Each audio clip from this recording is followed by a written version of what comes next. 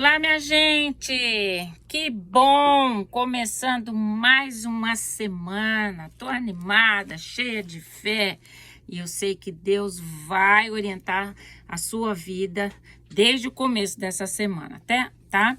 Hoje eu queria falar sobre 3 tipos de relacionamento. Você e Deus, você e você, e você e as outras pessoas. E eu tenho sempre um texto bíblico pra gente fundamentar isso. Salmo 26, 2, eu dou os textos, depois vocês vão ler, checar, etc, tá? Diz lá, examina-me, Senhor, prova, vê os meus pensamentos, tá?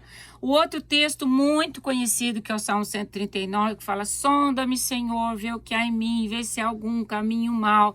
Então, vocês estão vendo aí que é o relacionamento entre Deus e nós, né? Porque nós temos que entender que Deus nos chamou para termos um relacionamento, não para vivermos sozinhos. O próprio Deus, quando foi nos criar, ele teve o relacionamento dele, né? O Pai, o Filho e o Espírito Santo. Tanto é que ele falou, façamos o homem à imagem e semelhança de Deus. E aí, gente, nós sabemos que quando a pessoa se separa, né? A Bíblia ensina que busca seu próprio interesse aquele que se separa. Por isso que Deus nos fez para nos relacionarmos. Então, eu estou aqui falando 3 tipos. Primeiro, nós e Deus, né? Então, deixa Deus sondar o teu coração. Deixa Deus ver o que tem no teu coração, nos teus pensamentos, né? A Bíblia ensina lá em Hebreus. Como que eu faço isso? Eu lendo a palavra, orando, porque Hebreus 4:12 fala que a palavra de Deus é viva, eficaz, ela sonda, ela divide a alma, o espírito, e ela traz o discernimento entre as intenções, os pensamentos e intenções do coração, tá?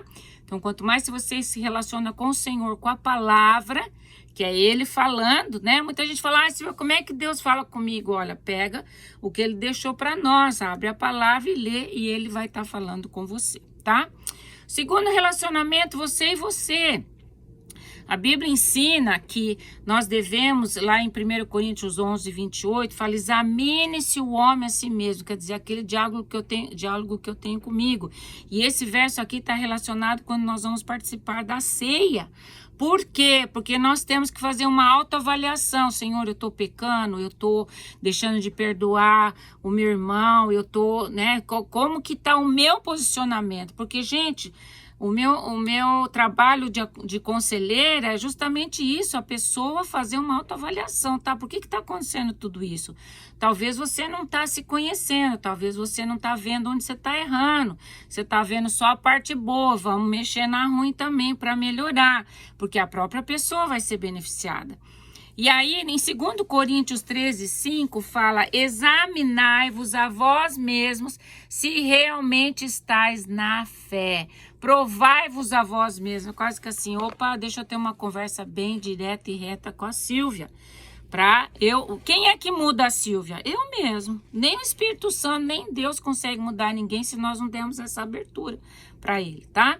Então, esse é o segundo relacionamento, você e você. E o terceiro, claro, nós e os outros. Olha, aqui em Colossenses, no capítulo 1, no verso 9, a gente vê quantas situações em que Paulo orava pelos colossenses.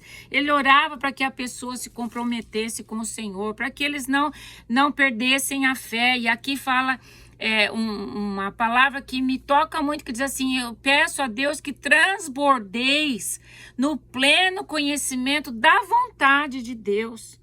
Então, a gente deve orar, Senhor, ajuda aquela pessoa, ajuda o outro, tal, a entender a tua vontade. Quantas vezes é óbvio para a gente aquilo que a pessoa deve fazer, mas nós não estamos sabendo lidar com aquilo. Vamos orar em primeiro lugar, nos importar pela outra pessoa, orar e ajudar no sentido também de dar conselhos, com amor, gente, tá? E um último versículo que está aqui, 2 Tessalonicenses 1, 11, que diz orar pelos outros, né, para entender o propósito de Deus.